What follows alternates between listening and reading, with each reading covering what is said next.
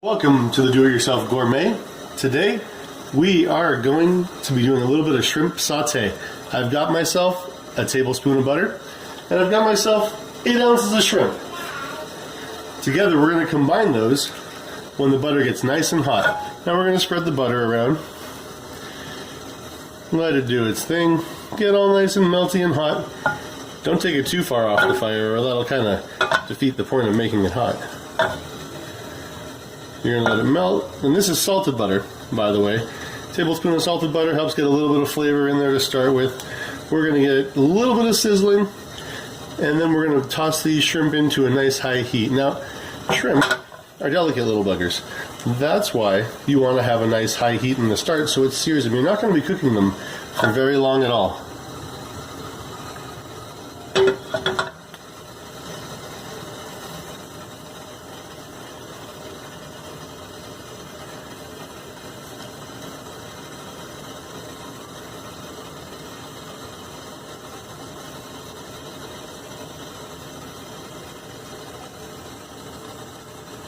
Alright, now we've given it about an extra 30 seconds since we transitioned over, and that should be just about hot enough to toss it in and get it swizzling. There we go. Got ourselves a cupful, aka about 6 to 8 ounces of shrimp.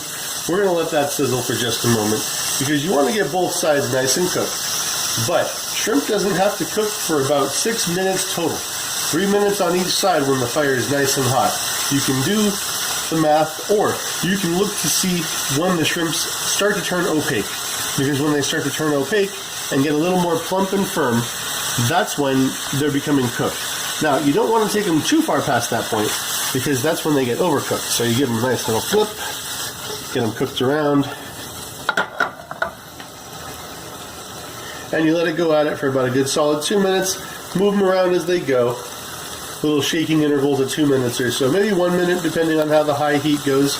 If you have a really high heat, you can take it down, but what you're looking for is for the shrimp to turn a little bit of that pinkish orange and the skin to turn a nice supple white without drying out completely. You don't want to char this or have them splitting all over the place.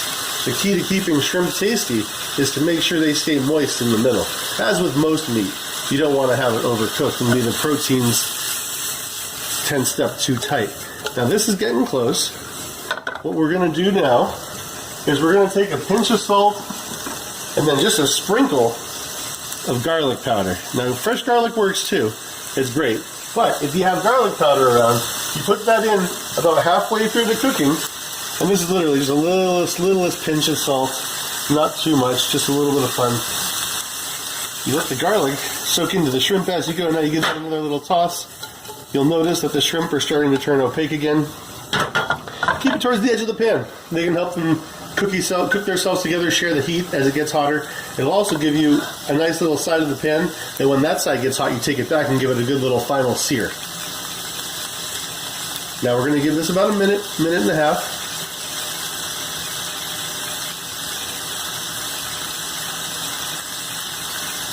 And remember, this is on high heat. Now, if you have it on scorching heat, it's going to take a little less time.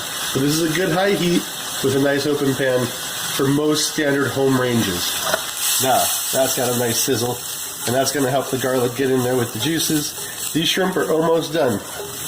It's got about another minute in total on them, and then we're going to turn it off and put a lid on it so that the carryover cooking can do that last little mile of the journey so the moisture is locked inside and you don't have to deal with dry shrimp.